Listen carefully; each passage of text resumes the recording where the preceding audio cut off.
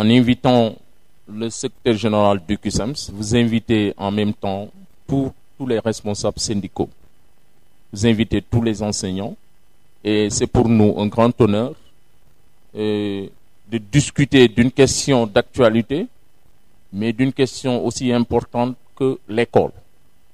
Parce que l'école est au cœur des préoccupations des sociétés. Je voudrais donc vous remercier pour cette marque d'attention.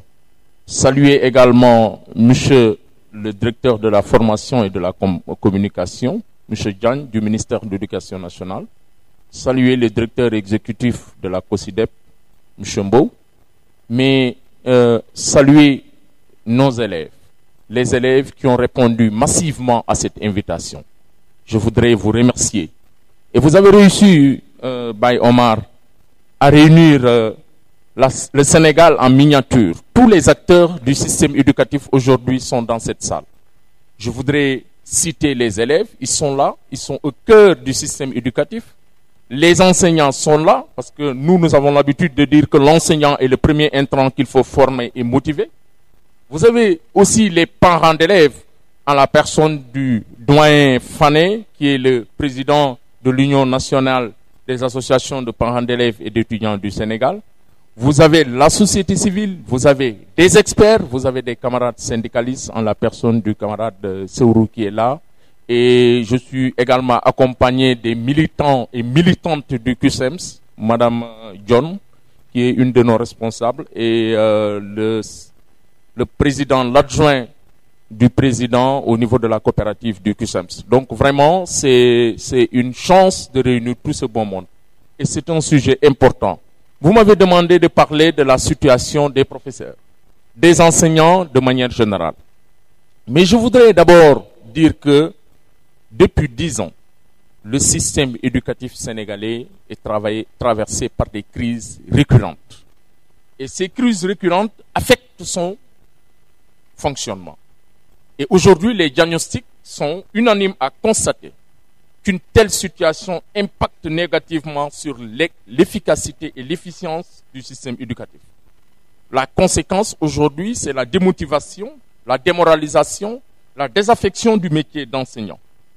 Ici ajoute également le déficit de confiance et le non-respect des accords ont fini d'installer un climat de méfiance entre le gouvernement et les organisations syndicales. Donc ce forum est un moment important pour nous d'approfondir la réflexion, mais surtout de déboucher sur des recommandations pertinentes qui pourront permettre aux décideurs de faire de l'école une surpriorité. Et nous allons rapidement faire l'état des lieux. Quelques éléments de diagnostic. Aujourd'hui, la scolarisation de bon nombre d'élèves se fait dans des conditions précaires. Pourquoi? Nous avons dans le système des abris provisoires, des effectifs pléthoriques, mais des ouvrages inadaptés. Vous avez également ce qu'on appelle la déprofessionnalisation et la déqualification du corps enseignant. Et cela est consécutif aux politiques cyniques de recrutement, de formation et de rémunération à moindre coût. Et ont pour corollaire non seulement la paupérisation des enseignants, mais la désaffection de ce noble métier. Donc ça, c'est important. Aujourd'hui, il y a une paupérisation du corps enseignant, mais il y a une désaffection de ce métier. Il y a également le déficit de formation de base. Alors que dans les pays développés, en règle générale, la totalité des enseignants a subi une formation professionnelle initiale.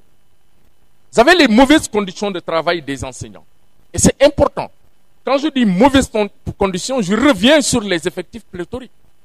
La taille moyenne d'une classe, c'est 45 élèves, ce qu'on appelle la taille pédagogique, la classe pédagogique. Je viens d'une tournée, j'étais au CM de Kernyaïlo, où un collègue me dit, j'ai 10 classes, je fais 24 heures, j'ai des effectifs qui tournent autour de 80 élèves. Mais pour pouvoir enseigner dans ces 10 classes, il me faut nécessairement, on a procédé à une réduction du crédit horaire. Là où je dois faire 3 heures, je suis obligé de faire 2 heures. La conséquence immédiate de cela, c'est que ça entraîne ce qu'on appelle une surcharge de travail. Une surcharge de travail. Le volume horaire augmente. Et hier, je discutais avec un collègue, il m'a dit il faut qu'il y ait une étude sur le taux de décès des enseignants. à cause des conditions de travail, du stress et des surcharges horaires. Vous avez également les ouvrages inadaptés, je l'ai dit, les laboratoires vétus. Donc, tout cela ne milite pas en faveur d'un enseignement de qualité. Nous avons autre chose. Vous avez ce qu'on appelle les retards dans le paiement des salaires des professeurs contractuels. Le mois passé, jusqu'au 14-15 du mois, les collègues n'avaient pas encore perçu, surtout ceux de l'IA de Pikine Guedj. C'est des problèmes. Mais surtout les retards dans le paiement des indemnités du BAC et du BFM. Je rappelle que le BAC, c'est une mission qu'un agent de la fonction publique effectue. Mais malheureusement, le BAC se déroule comme le BFM au mois de juillet 2018, juillet 2018. Il faut attendre novembre, fin novembre, pour le paiement des trucs. Si c'est en 2019, il faut attendre fin novembre. Donc, les enseignants sont les seuls agents de la fonction publique à accepter cela. Mais malheureusement, aujourd'hui, nous sommes à quelques encablures de la date butoir du paiement de toutes les indemnités relatives aux examens du BAC et du BFM. Mais le paiement, aujourd'hui, connaît des difficultés. Dans certaines régions, on a payé des copies, on n'a pas payé les déplacements. À Dakar, où se trouve le gros lot, jusqu'à présent, les collègues n'ont pas encore perçu les indemnités. Et cela également, c'est un problème. Mais l'autre problème, c'est le déficit criard d'enseignants.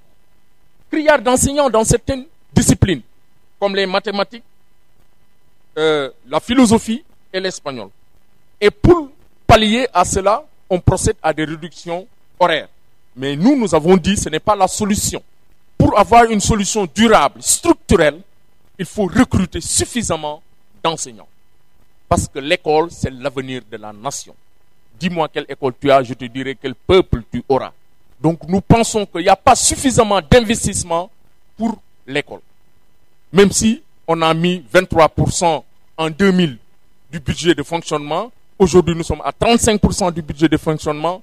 Nous sommes en début d'année 2000 à 3% du PIB. Aujourd'hui nous sommes à 6% du PIB, alors que la moyenne en Afrique c'est 4,6% du PIB. Nous pensons que c'est encore insuffisant. Parce que l'école, c'est l'avenir de toutes les nations. Et ceux qui l'ont compris aujourd'hui ont investi. Donc cela est important. Nous avons aussi noté l'état de délabrement avancé de nombre d'établissements. Aujourd'hui, on a cité les abris provisoires, c'est un problème. Mais l'autre problème, il y a des écoles qui sont dans un état de déliquescence avancé. C'est le cas, par exemple, du lycée Mame Cheikh Mbaye de Tamba, où cette année, le gouverneur était obligé de prendre une circulaire pour fermer l'école. Mais quand on a environ 2000 élèves, on n'a pas de locaux, les gens sont obligés de les maintenir dans cet établissement. C'est aussi un problème. Et tout cela impacte sur les résultats des examens du BAC et du BFM. Depuis une dizaine d'années, on ne dépasse pas 30 à 35%. D'ailleurs, quelqu'un me disait, il ironisait en me disant, mais on a 30 à 35% de réussite au BAC. Les gens disent que c'est faible. Mais avec ces 35%, on n'arrive pas à les orienter dans les universités. Le jour où on aura 60%, qu'allons-nous faire? C'est un problème également. Parce qu'aujourd'hui, il y a un problème d'orientation des bacheliers dans les différentes universités. Donc le combat que nous menons quand nous décrivons la situation des enseignants, c'est un combat pour sauver l'école publique.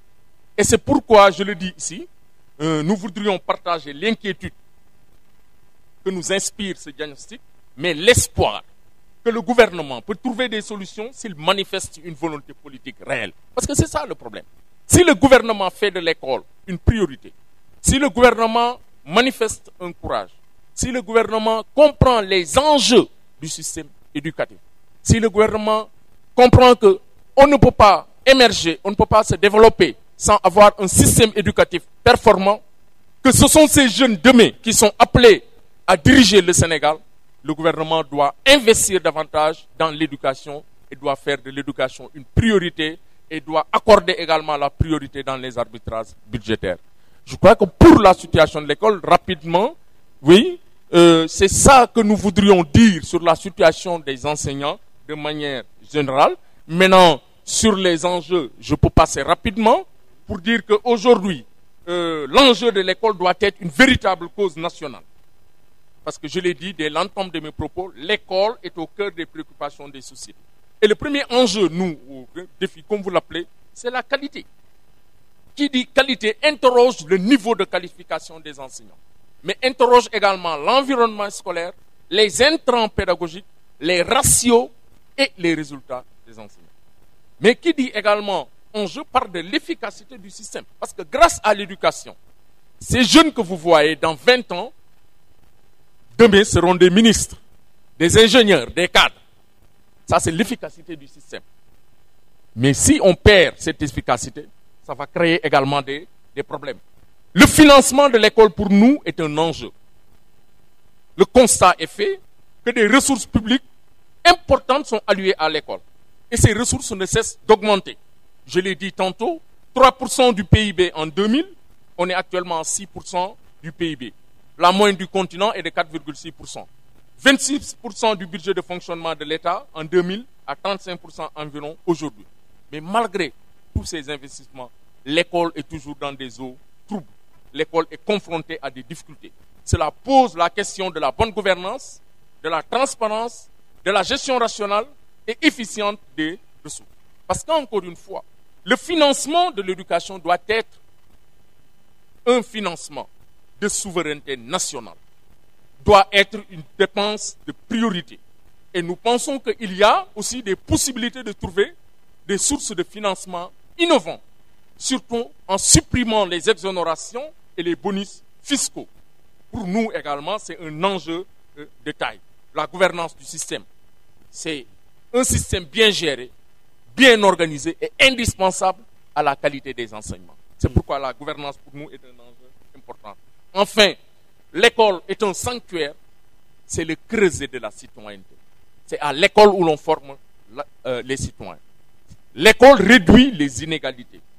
L'école assure l'intégration sociale. L'école permet de définir l'avenir. Et un des enjeux majeurs aujourd'hui est la définition des frontières de l'école. Donc les enjeux sont énormes, surtout pour nous autres, nous les pays en voie de développement. Ceux qui l'ont compris ailleurs. Et je répète pour cela, au 19e siècle, la révolution industrielle est partie des grandes universités européennes.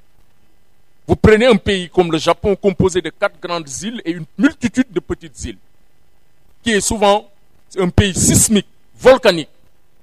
Le Japon n'a pratiquement pas de ressources énergétiques, n'a pas de ressources minières, mais le Japon a su investir dans l'industrie du capital humain. D'ailleurs, on a créé aujourd'hui l'industrie du capital humain pour montrer l'importance de l'école dans le devenir des nations. Et compris ainsi, je crois que nos gouvernants vont prendre toutes les dispositions pour assurer l'avenir de nos nations respectives, mais l'avenir de ces jeunes que vous avez en face de vous. Je vous remercie. Merci beaucoup, Abdoulaye Ndoye.